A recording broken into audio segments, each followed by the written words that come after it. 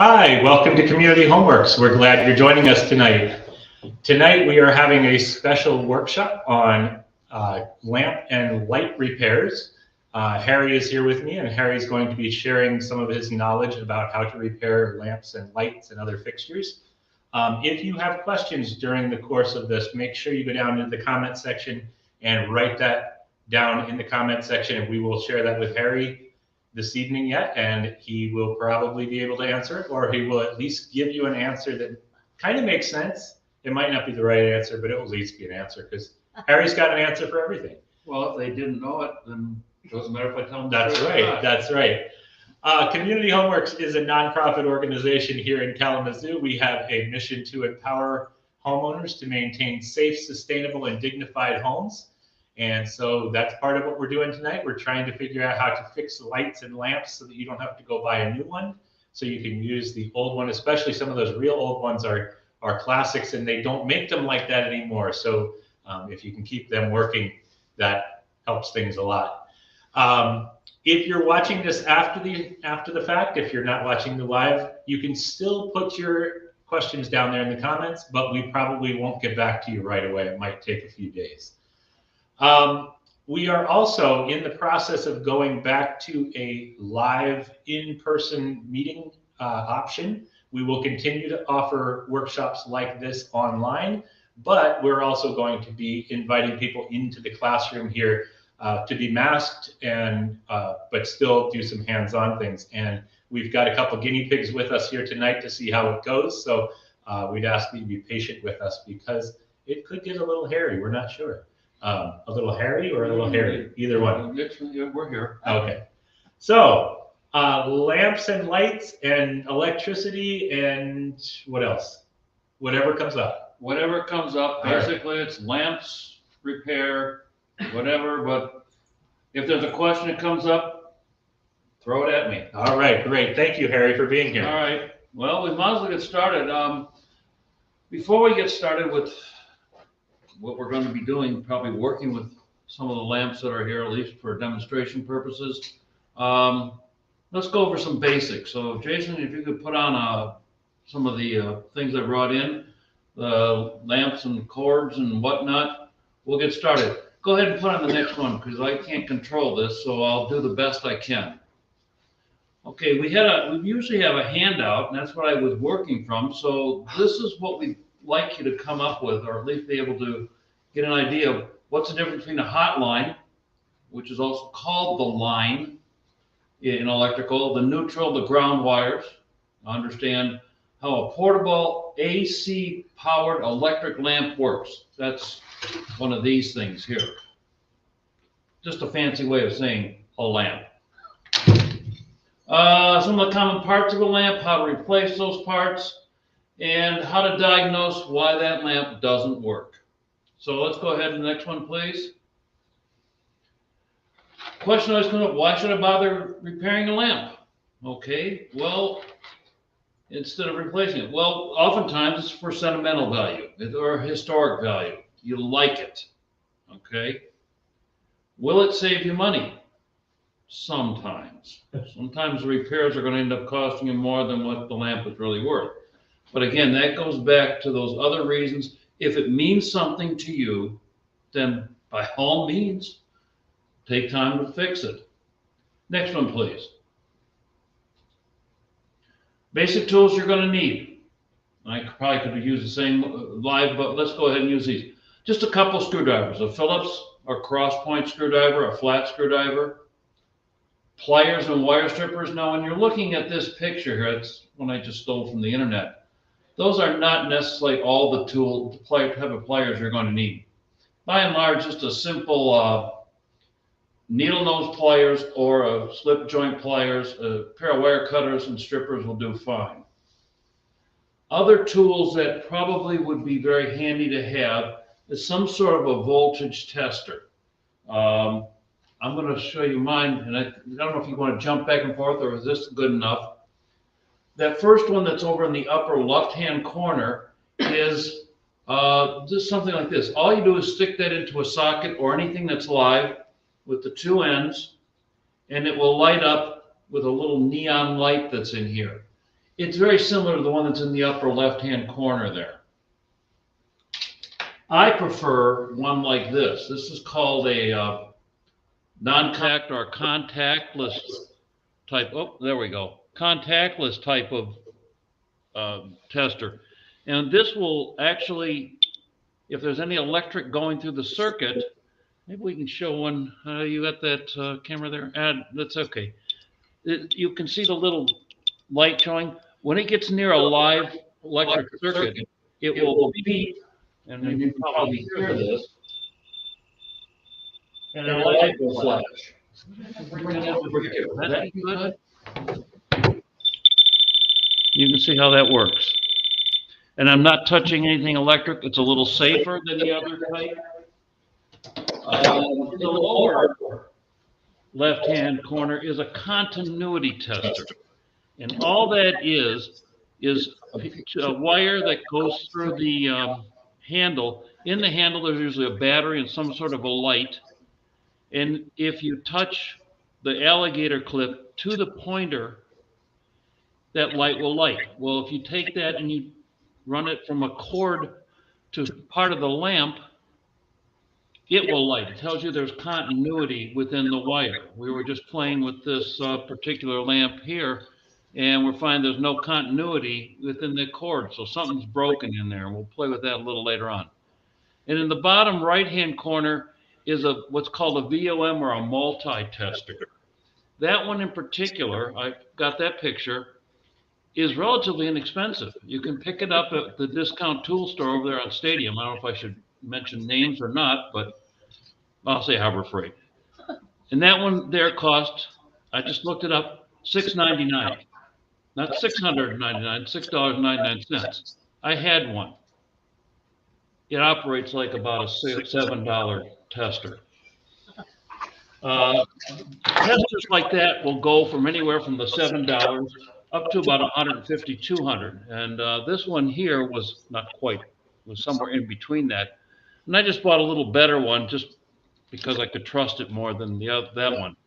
But by and large, for the homeowner, something like this, something like this, and even a continuity tester. Then I see about a multimeter that also is a continuity tester. Let's go on to the next one then, please. Okay, just a little bit about household electrical. If you look at an outlet, you're going to see that one of the, and this is in a more modern home. If you're in an older home, you may just only see 2 slots and they're both the same size. But on a more modern circuit, you're going to see 2 slots. One's a little larger, and that would be what's called the neutral side. And I think that will come a little more obvious in the next slide, but let's not go to that one just yet. The shorter one is what's called the hot. That's the feed of the electric that comes to the house. And that kind of roundish, ovalish shaped one, that's the ground, and that's for safety purposes. Also, if you look at the plug that's over on the right-hand side, you'll notice that one of the prongs is a little wider. And the reason for that is it keeps it polarized. And again, the next slide, I think, will be able to explain that more. And if you don't, anyone's not getting it, please ask. Go ahead, let's go to the next one. Because my wife always says to me, you always talk like you're talking to a bunch of little kids in elementary school. And I said, well, I'm talking to you. But she sometimes over-explain things. So I try not to do that. All right, let's look at this picture here. You see the plug, and coming off the plug, generally, on a lamp, is 2 wires. On other appliances, you may find a 3rd. One of the wires that's connected to that bigger prong that's on the plug is that white one. That's the neutral. The other side is the hot. Hot is the side where the electrons flow to the device. And then it has to flow back to the source, which would be a generator or where they're producing electricity through your panel. Okay, so the power comes in on the hot, and then it goes to a switch. And that little symbol there, I know in some of the classes we did before we stopped coming here, I would use a symbol like that for a switch, and people wouldn't understand that's what a switch is. But that's the electrical symbol for a switch. And the reason they do that is because it looks like a knife switch. And I said to people, it's a knife switch. And they said, what's a knife switch? Well, if you look down there at the bottom, that's a knife switch. Just a simple piece of metal that comes from one side, connects to the other, and it completes the circuit. It goes to the light bulb, and that black wire will actually go to the prong that touches the base of a light bulb. That's the center one. Goes through, lights the light, and then returns on the neutral through the screw part of the light bulb. Okay? Go ahead, Jason. Let's try the next one. Parts of the lamp. Now, this obviously is one kind of lamp. A lot of lamps are not going to look exactly like this. But we can go right through the whole thing. We'll start at the bottom. There's some sort of material on the lamp that usually makes it so it doesn't slip. This one's got old-fashioned felt on it. Nowadays, we're seeing a little rubber or some other synthetic material. It also keeps whatever the lamp is sitting on from destroying what it's sitting on. Then going through the lamp, which doesn't show up. No, does it show up in there? Yeah, you can actually see the tube. And that's a threaded metal tube that it holds everything together and actually attaches to the socket. Now, in this case, there is a harp and the harp holder, and the harp is this part. That just holds the shade in place. Not all lamps are going to have this. The shade actually has little round wires that fit on top of the light bulb. Some shades will fit on the base of the lamp in that area, but it all basically works the same. And the way they've got that exploded view of the socket that holds the bulb, there's insulation, the switch, and the base, and so on. Some of the next slides will show that a little better. Go ahead, Jason. Let's go on and see what we got there. The next one. And when you're looking at a lamp, if it's a typical what's called Edison bulb lamp, that's the more common ones, they're always going to have some sort of a socket. They might have one with no switch, they have one with a push button switch, one with a rotating switch, and usually on a three-way switch, they'll have a rotating one, and some of them even have a pull chain. Next to that, I've got some pictures of some various replacement type plugs. And those are the type that, rather than the molded plug, which is on this one, that would have to be cut off, these make it easier for you to go ahead and replace that. And that's one of the first places to look if your light is not working properly. Let's go on the next one, Jason, because we're getting, like I said, we don't have a whole lot to do. Excuse me. All right, if you're going to replace the plug, it's always best to look and go with a polarized. And that's one of those plugs that has, let's see, one is a little wider than the other. This one's not polarized, so we don't have to worry about that. I don't know if I have one of those here or not. This one's polarized, it's also bent. But let's see if we can, we can show it. This one here is just a little bigger. That one's small. It's best to go with a polarized, even if you have an older home where there may not be a polarized outlet. The cord, it's always good to, on a lamp, you typically will have a stranded cord, and they'll come in various sizes. Most of them use what's called 18 gauge. Some will be 16. Very seldom will you see anything in a 20, and you certainly won't see anything much bigger than 16. Now you notice I'm using some numbers here, 18, 16, 20. The larger the number, the thinner the cord. And the thicker the cord, the more power it can take to the bulb. Most lamps are good for up to about 100 watts, unless you're using LEDs, which in the case of a 100-watt LED bulb, it's usually, I think it's less than 14 amps, 14 watts rather. So it doesn't matter. You can always use thinner wires. In fact, that's why we're seeing a lot of LEDs even in auto industry right now, because the wires are so much smaller in the car and makes the car a little lighter. Also the cord, and I don't know that any of these things really will show it even on here, because I was trying that earlier. But on the cord, it's a 2-wire cord. There, we got it right there. And there's 2 conductors through there, 2 wires, and they're separated by insulation. But if it doesn't show up, you can at least take my word for it. This side here has got little ribbing on it. This side's smooth. Normally, you would use the side with the ribbing for the neutral wire when you're using a polarized plug. Got it?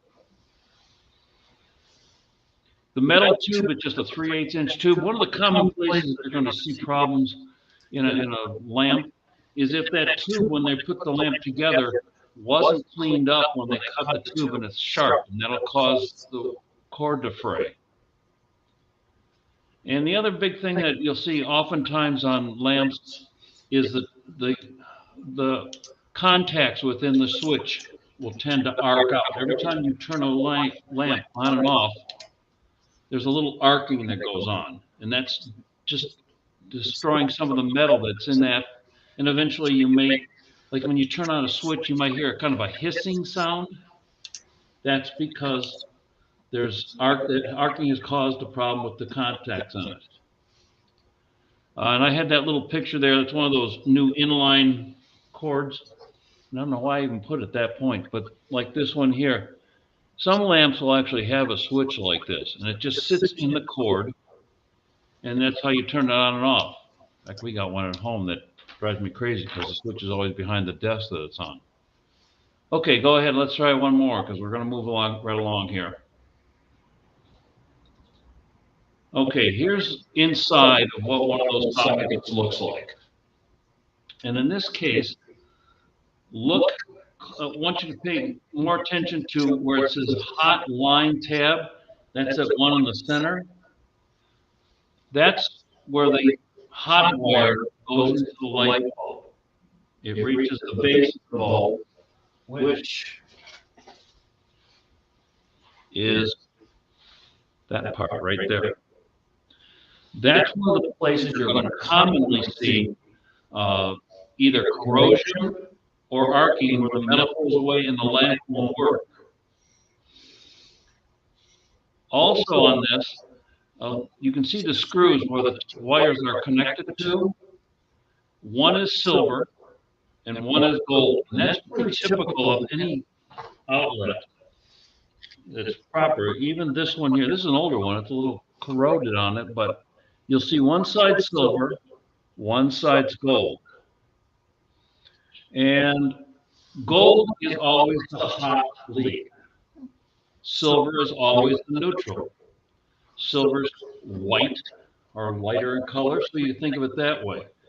I used to tell my students when we were working on it, well, actually, my aide always had a little story. He used to talk about how, if anybody remembers the old Lone Ranger series, Lone Ranger wore the white cowboy suit, and he rode on a horse called Silver, white and silver. He also said, if you think about the old A-Team, where Mr. T was a black guy, used to wear, they have a lot of gold, black and gold. Just keep that in mind. It keeps you safe. I always just tell them, black touches brass, it'll save your butt. But that's another story altogether. That's my poem. Okay, go ahead. Let's move on. Oh, one last thing before that. You see that underwriter's knot. One of the other slides coming up is going to talk about that. So let's go to the next slide. And that came off the handout that I thought we were going to have. That's okay. The underwriter's knot is just a little knot, fancy little knot put in the cord. And you can see it on the slide that's on the right. And all it does is it helps take the stress off from the cord off the screw. So if you pull on the wire, it will tend not to pull the wire off the screws. I also like you to look at this one too. You'll notice the hook in the wire, and the wire has got a twist to it. Now, it's always stranded wire for a lamp because it's flexible, not solid. But you twist the wires together, the strands together, before you put it on the screw, so it holds better.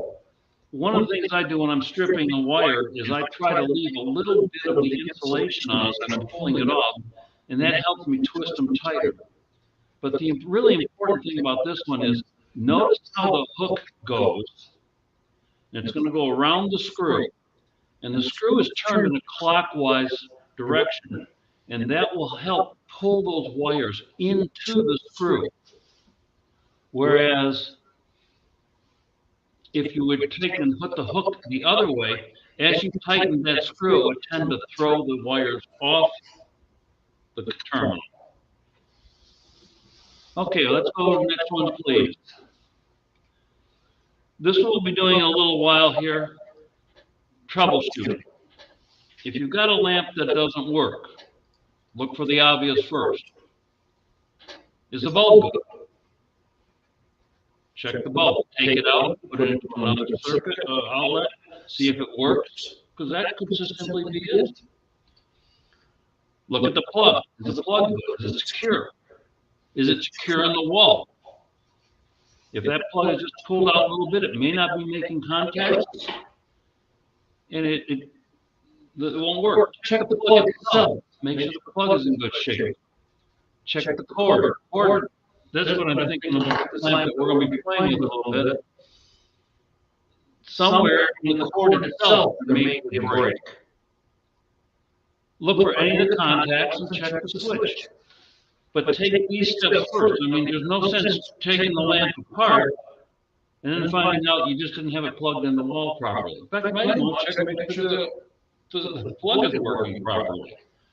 And I've been very guilty of that more often than not. I go for the big thing first and then use a lot of bad words and at myself. Let's go to the next one, please. And I'm just going to end it up here by just saying there's some really good resources for particularly antique lamps. The Heritage Company. I went there once because somebody here in one of the classes told me about that place. That is the neatest junk store I've ever been in my life. It is just the coolest place.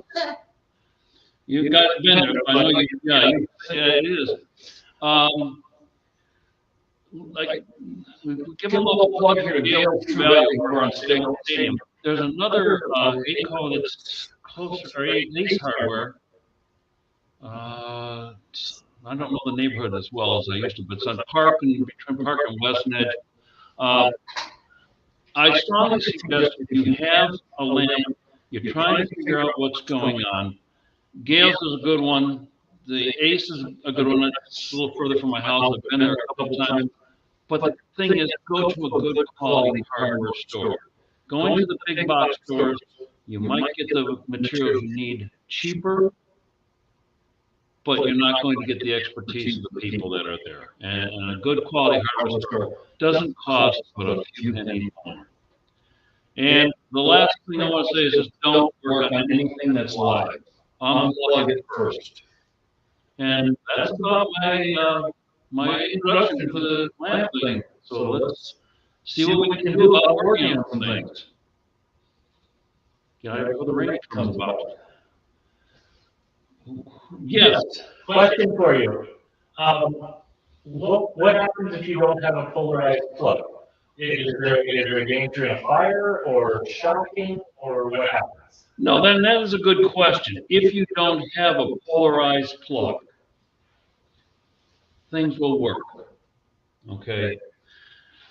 Well, let's get into it. You see this lamp here in front of us. It's got a lot of metal parts. Okay. The base is the part that the bulb screws into, and the hot is on the bottom. If you don't have a polarized plug, like this one here, which is not polarized, and you put it into the outlet, and one side's got the white wire that's in the wall, one's got the black side, it will still work. The idea is, in a polarized situation, the neutral also connects to the same lugs, or the same, what we call the bus, the same screws, in a in a breaker box or a fuse box that the white wire does.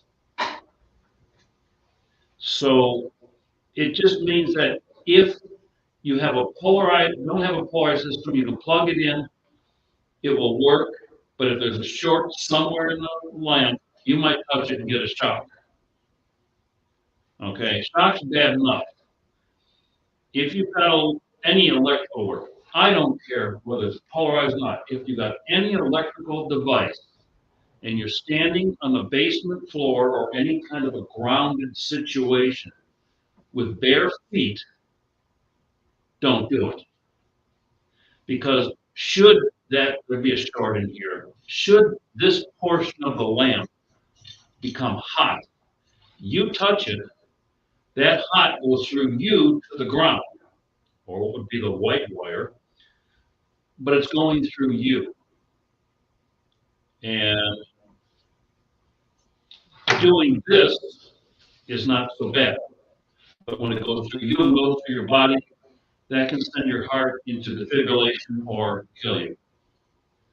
And the closest I've ever come to that is I had a device that had a hot wire come off onto one of the metal portions, and as I was touching it, I touched this faucet to shut it off, and the faucet was grounded. And the only thing that really saved me is I didn't grab that faucet. It just threw me back. And that's when my hair was straight. So, yeah. Did that answer your question? Yeah. Great. Okay. If you're in a home that doesn't have a polarized plug, one side, they're both the same. These are getting back to some very old ones. Then you're just going to have to go ahead and do this. Hopefully, if you could find out which one of the lugs or the slots in the plug is the neutral, one is the hot, then you could actually make a little mark to tell you which way to plug in this one.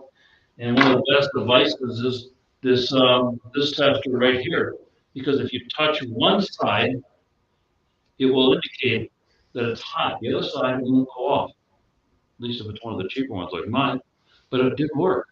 And so that's one of the things to think about. Another thing that I strongly suggest is if you're using a device that has three conductors, a three-way with a grounding lug, and you don't have grounding lugs in your house, a lot of folks, I'll tell you, I've done this too, break off that little round one so you can plug it in. It still will work. It's just not as safe. And in most cases, that plug has also been wired in such a way that the neutral wire will be in the slot that was the longest one, and it'll be relatively safe. The best thing to do is if you can either change the outlet or get one of the adapters that are out there.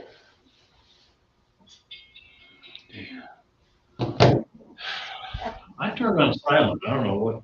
Does it make a noise? Because it comes from my hearing aids too. So, yeah, I put it on. I've been getting all these stupid calls lately too. Does the polarized plug make a difference if you're using an LED bulb or a subcompact fluorescent bulb or anything like that? Or if it back feeds the other way, it's not going to matter either way. Shouldn't matter either way because the compact fluorescent and the LEDs have electronics in it. I mean, if you're using an LED on DC, direct current, yes, it does matter, but with AC, it doesn't matter. Okay. Yes. Those adapters, that doesn't limit the power, correct? It should not. Okay. The question was, if you use one of those adapters that has two prongs and you can put a three-prong into it and it plugs into the wall, it will not make a difference. And usually they have a little tab on it that to make it work properly, you take the screw off the cover plate and you screw that through that tab that's hanging on, and now you've actually got a grounded circuit. Oh. Which most of us don't do. We just take that tab and bend it back and plug Right. make it work. But yeah, that'll give you the grounding. Assuming that your system in your home is grounded, and most are close enough that you probably will be. And if nothing else, it won't hurt anything to put it through the screw. Okay. Anything else? I'm here. If not, let's take a look at, you want to bring up what you've got to look at, or Sure. come on, bring it up. You're not afraid of me, are you? No, Oh, okay. no, not at I'm all. not afraid of you either. Um, I have lots of old things at my house. All right, can we bring it, let's see, oh, we got a nice spot right here. Let's put- Okay. All right, this is the 1930 mantle lamp. I left the glasses. Okay, And, I could rewire it, you yeah, know. you can see this too. Oh, I can see Okay. just my thinking. All right, so you tried to rewire it.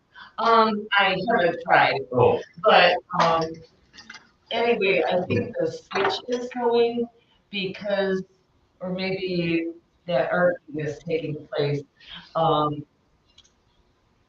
When I turn the switch, sometimes it may take 4 turns to get it to light.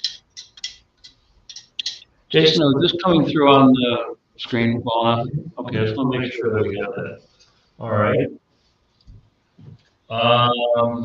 Well, Certainly is a mess. yeah, oh, that's beautiful. If you got that, you can zoom in on that.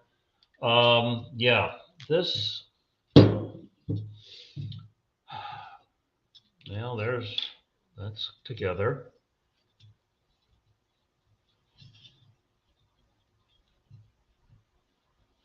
That's really together. Okay, let's leave it like it.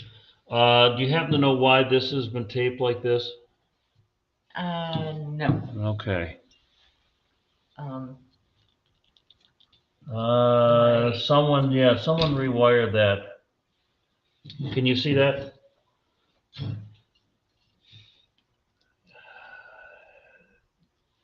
Did you rewire this way, or did when you found it, or it was on your? No. Okay. My ex may have, I'm not sure. Okay. There's a possibility it's in the switch. We'll see if we can check that out. But I would certainly suggest that this comes off.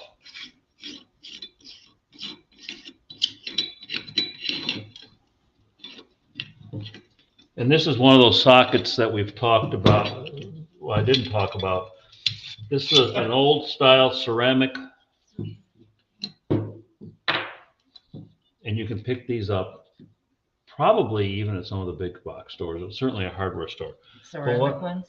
Yeah, actually what I would suggest you do is take these wires off, take this in with you to a hardware store. Let me see, I've got to bring it over here. And I should probably see if I can bring this up close enough. You can see where someone has kind of just twisted some wires together and then taped around it. At this point, it's not a safe thing. Mm-hmm. Okay.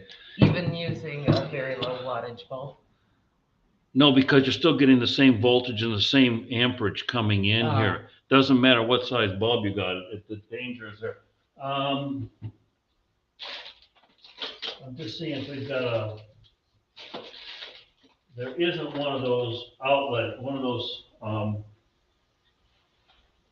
ceramic. This is a different type of ceramic, but usually they will come with this kind of a thing. They might even come in a plastic material too, okay? But if you want to keep the historical value going, then you'd probably want to go with a ceramic. But they'll come with a pigtail like this, and it's going to be much safer. And you would just follow these wires that are coming out of it and connect it to the plug the same way it's done now. Okay. And this cord, yeah, if you look close, you'll see that there are some ribbing on there. So that should be the neutral side. One side's a little smooth, the other side's got a little bit of a ribbing to it. That's the neutral side. If you're going to use smaller bulbs, this cord's okay. you might want to go with something just a little heavier, like this one. This one probably is this one I'd say maybe an 18 or a 20. This one's probably an 18. This is an 18, so this one's probably a 20. It's a little thin. It will handle this bulb sufficiently. But let's see if we can find out if there's something going on. Do you mind if we just take some of the stuff apart here? Go ahead. There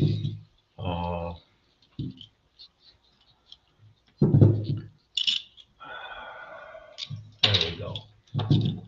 There's this one, there's this one. And let's see. Where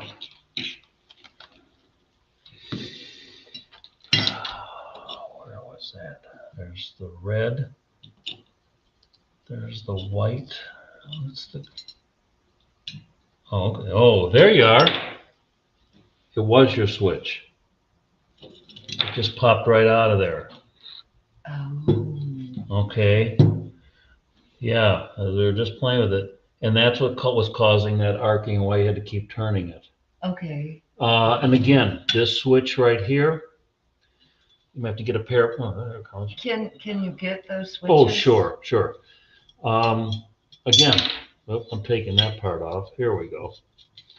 What I would strongly suggest is that you take this in. And again, I would probably go to a hardware store as opposed to a big box store. And they will be able to fit you. It may not be exactly like this, but it's going to be very close to it. And they should be able to get you something that looks very similar to this. Uh-huh. And it will be about the same diameter, so it'll fit right in there. Okay, you want this back together, or you ready to take it like it is? For now, put it back All right. together. I will not, I'll tell you, don't plug it in because the switches come apart. Okay. So, you know. Yeah. So I don't lose any parts. Yeah, okay, we can do that. Yeah, that's exactly what happened. That as we're just playing with that, popped right out, the contact in there. Oh, no. Yeah, so again. And is this part of my lamp or part of the switch? It will be part of the switch. It should come all together like this. If it comes, you know, if you go to a more modern place, they may not have it in brass. They may be in plastic, but the thread should be the same. Won't guarantee it. The thread should be the same, and you can just go ahead and use the brass parts on it, so it looks a little more historic. And that brand, I looked online, and Home Depot and Ace Hardware carry that. Do I have to get that brand switch? No, but probably, and I'm going to put that over here, it's got a Leviton brand on it. Leviton is probably one of the more common brands. So yeah, you'll be fine. It'll work out. Okay, cool. All right, now this one here. So sconce from about the same period, and I would like to rewire it because it looks like a hot mess. Okay. Well, that's because, Be cautious. yeah. Well, this would be in the wall, this portion of Right, it. Yeah. right. So it's not a big issue if it's not historic type wiring like this one here. This, you got to remind me if I'm working in the wrong spot because I'm not looking. Yeah, this fabric coated cord, it's available still, Uh-huh. but it's not, I mean, it's not necessary because it's behind the wall. Right. And it looks to me like this switch, which is in essence the same switch as on here, and it is a Leviton, also was broken. Let's see if we can point it out this way. Well, that's where the wire would come out. And it, just like this one, it popped out. So it probably would have been in here or something connected to it. So you'll need a new switch. The actual outlet itself,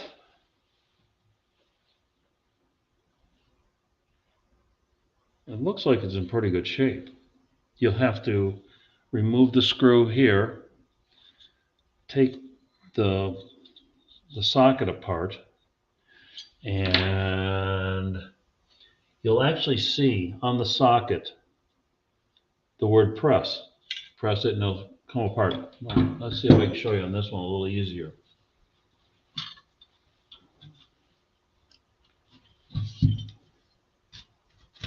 It'll come out, it'll look just about like that when it comes out, and you can just run the new wires into it.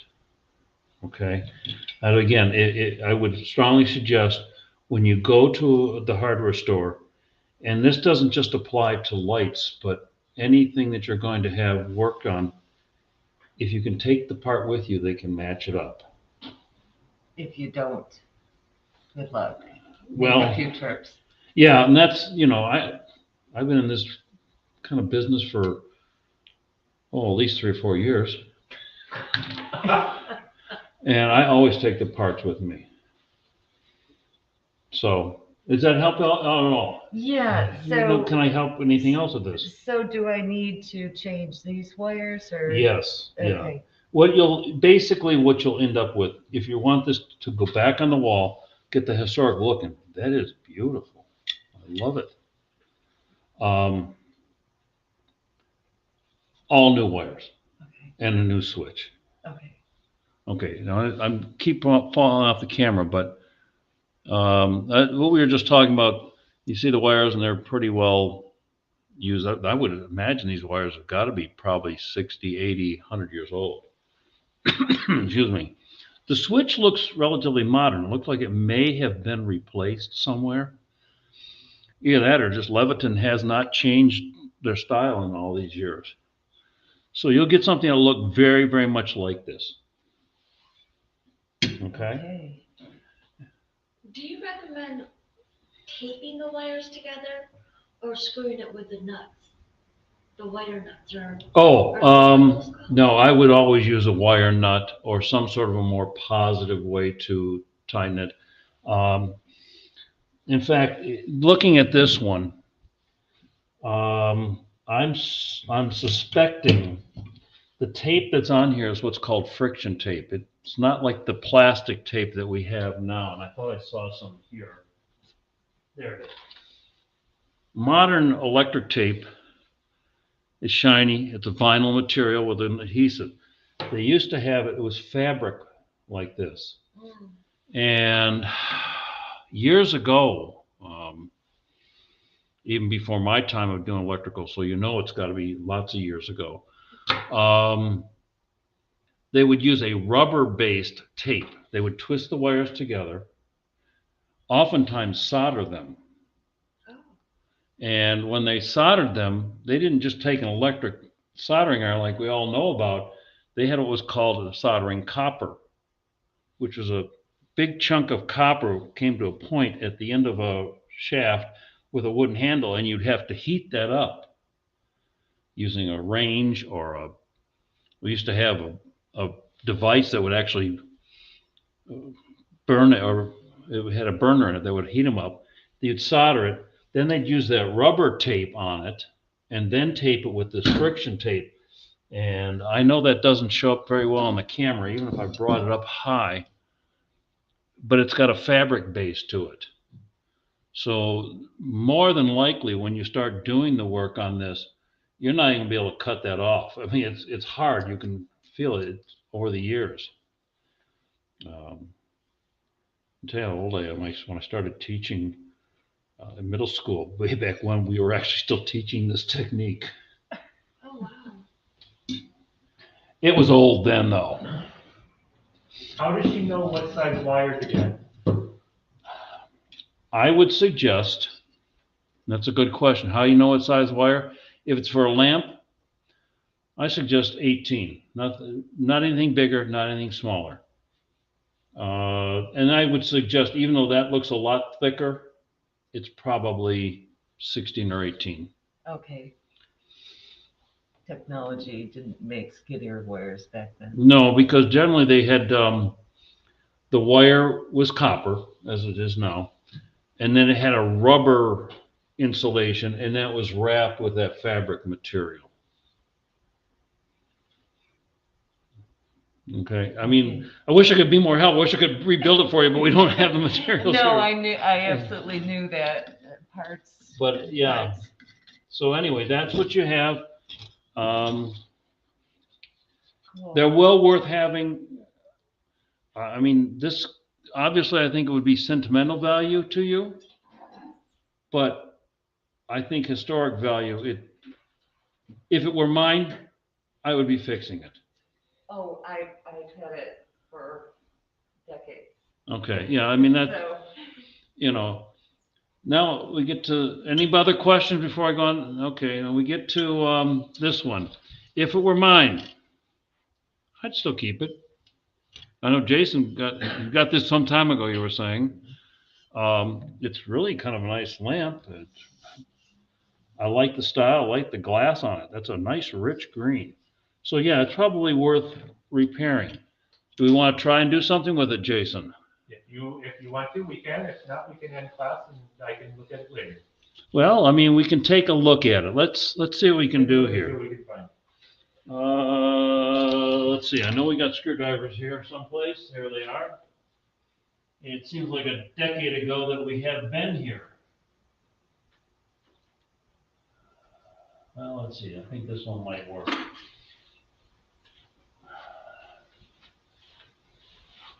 Are we on? Okay, yeah, we are. Pretty good there.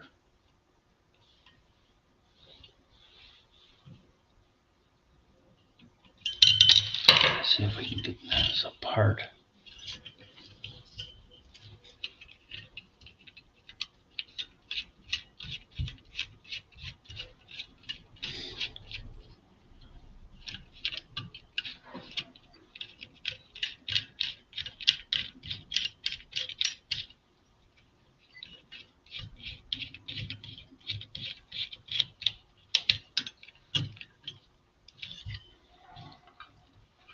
Now that cord's pretty tight in there. That's good. All right. My multi-tester here. As I said, it also can test continuity. We were trying it earlier in the socket, and I wasn't finding continuity between the plug and the lamp socket itself. So now I'm just going to try with the wire. And if you look, you'll see that number 1 there. If I touch the two together, you'll see it change that there's no resistance. So it means it's making contact.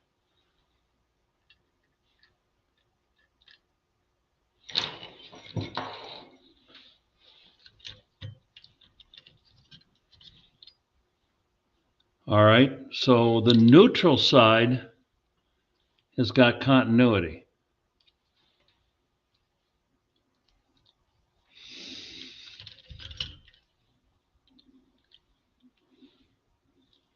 The hot side does not. So it tells me it's someplace between here and the plug. Now, how am I going to check that? Well, fortunately, I don't know that I can get enough.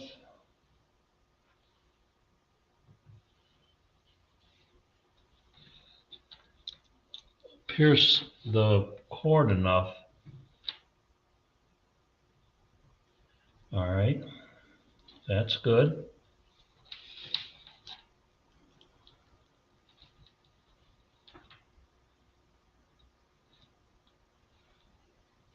We have continuity there.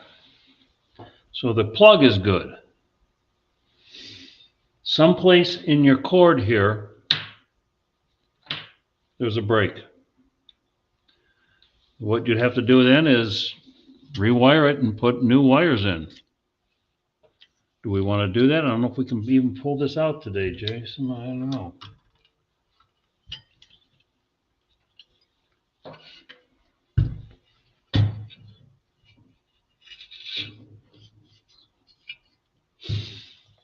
Do we want to work on your lamp? Do you want to see if we can get this to work for you?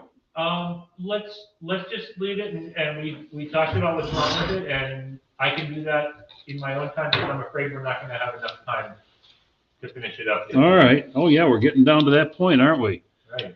Boy, I love it when I can get a chance to talk and see people here. It's just so much nicer to see actual real faces rather than a little postage stamp on my laptop. So, yeah. All right. Well, if there's nothing else, I mean, any questions? Anything y'all want to say or do? Or if not, I'm here and I guess we're done. Unless you have, did any questions come in off the, okay. No, not yet. Let's get this back together for you then.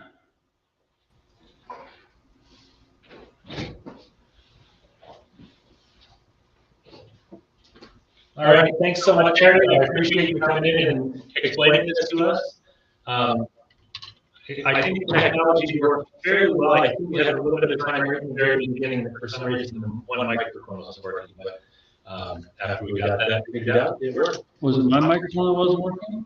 Well, it was the one that would pick up your voice, but. Oh, well, that's probably best for better. We could just read your lips instead. Well, that's, probably better than they did. Probably better than that. Okay.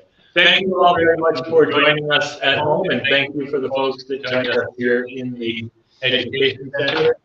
We are going to do this again next week. Next week's workshop will be both in person and live on the internet.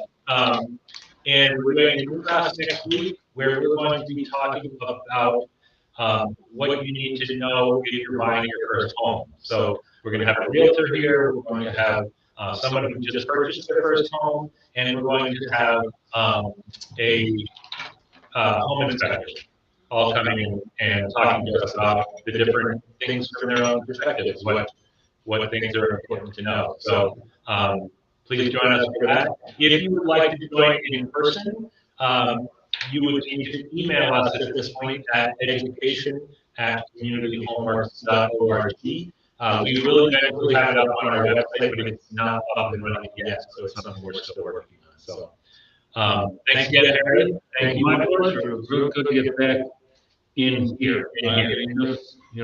Right. All right. Yay.